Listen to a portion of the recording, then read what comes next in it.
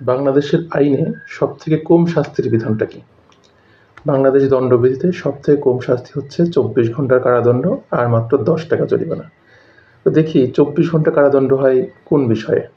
ধরেন কেউ প্রকাশ্যে মাতলামি করছে, মদ খেয়ে মাতলামি করছে, কোনো ব্যক্তিকে বিরক্ত করছে মাতাল হয়ে, বা কোনো প্রকাশ্য স্থানে সে মাতলামি করছে, তাহলে তার 24 ঘন্টার কারাদণ্ড আর 10 টাকা জরিমানা করতে হবে।